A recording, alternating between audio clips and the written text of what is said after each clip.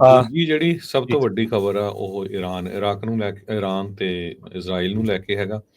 Israel ਨੇ ਕਾਫੀ ਜਗ੍ਹਾ ਦੇ ਉੱਤੇ ਜੋ ਇਰਾਨ ਦੇ ਨਿਊਕਲੀਅਰ ਸਾਈਟਸ ਆ, ਉਹਨਾਂ ਨੂੰ ਹਿੱਟ ਕੀਤਾ ਹੈ ਤੇ ਇਰਾਨ ਵਾਲਿਆਂ ਨੇ ਹੌਸਪੀਟਲ ਦੇ ਉੱਤੇ ਇੱਕ ਜਿਹੜੀ ਮਿਜ਼ਾਈਲ ਸਿੱਟੀ ਆ। ਸੋ ਲਗਭਗ 6ਵਾਂ ਦਿਨ ਚੱਲ ਗਿਆ ਤੇ 7ਵਾਂ ਦਿਨ। 7ਵਾਂ ਦਿਨ। ਸੋ ਜੀ, ਇਹ ਲੜਾਈ ਆ ਹਜੇ ਉਸੇ ਤਰ੍ਹਾਂ ਚੱਲ ਰਹੀ ਆ। ਟਰੰਪ ਹੋਣਾ ਹੀ ਜਿਹੜਾ ਆ ਹਜੇ ਵੀ ਇਹ ਸੋਚ ਰਹੇ ਆ ਵੀ ਅਮਰੀਕਾ ਵਿੱਚ ਇਨਵੋਲਵ ਹੋਊਗਾ ਜਾਂ ਨਹੀਂ। ਜੀ, ਇਜ਼ਰਾਈਲ ਦਾ ਜਿਹੜਾ ਨੇਤਨਯਾਹੂ ਆ, ਬੀਬੀ ਜਿਸਨੂੰ ਕਹਿੰਦੇ ਆ, ਉਹਨੇ ਹਸਪਤਾਲ ਦੀ ਉਸ ਗਰਾਊਂਡ ਤੋਂ ਖੜ ਕੇ ਕਿਹਾ ਵੀ ਇਸ ਦਾ ਪੂਰਾ ਬਦਲਾ ਜਿਹੜਾ ਉਹ ਲਿਆ ਜਾਊਗਾ। ਪਰ ਇਜ਼ਰਾਈਲ ਕਿਤੇ ਨਾ ਕਿਤੇ ਆਪਣੀ ਪੀੜੀ ਥੱਲੇ ਵੀ ਸੋਟਾ ਮਾਰ ਕੇ ਦੇਖੇ ਕਿ ਜਦੋਂ ਆਪ ਉਹ ਹਸਪਤਾਲਾਂ ਦੇ ਉੱਤੇ ਵੀ ਨਾਲ ਦੇ ਨਾਲ ਬੰਬ ਜਿਹੜਾ ਉਹ ਸਿੱਟਦਾ ਆ, ਤਾਂ ਉਦੋਂ ਫਿਰ ਕੀ ਜਿਹੜੀ ਉਹ ਵਾਪਰਦੀ ਆ। ਨਾ ਇੱਧਰੋਂ ਹਸਪਤਾਲਾਂ ਦੇ ਡਿੱਗਣ ਤੇ ਨਾ ਉੱਧਰੋਂ ਡਿੱਗਣ।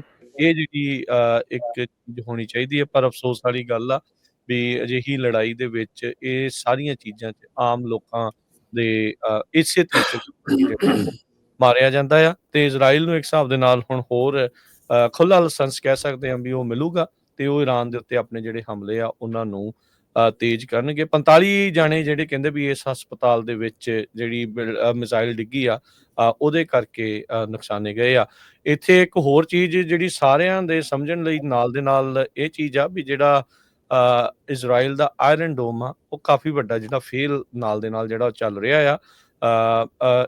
ਈਰਾਨ ਨੇ ਜਦੋਂ ਪਿਛਲੀ 2-3 ਵਾਰੀ ਮਿਜ਼ਾਈਲਾਂ ਸਿੱਟ ਕੇ ਜਿਹੜਾ ਉਹ ਦੇਖਿਆ ਸੀ, ਮੈਨੂੰ ਲੱਗਦਾ ਉਹਨਾਂ ਨੇ ਕਾਫੀ ਜ਼ਿਆਦਾ ਇਸ ਦੀ ਘੋਖ ਜਿਹੜੀ ਉਹ ਕਰ ਲਈ ਵੀ ਕਿੱਦਾਂ ਇਸ ਨੂੰ ਜਿਹੜਾ ਉਹ ਇੱਕ ਹਿਸਾਬ ਦੇ ਨਾਲ ਬ੍ਰੇਕ ਬਾਈਪਾਸ ਕੀਤਾ ਜਿਹੜਾ ਉਹ ਕੀਤਾ ਜਾ ਸਕਦਾ ਜਾਂ ਬ੍ਰੇਕ ਡਾਊਨ ਜਿਹੜਾ ਉਹ ਕੀਤਾ ਜਾ ਸਕਦਾ।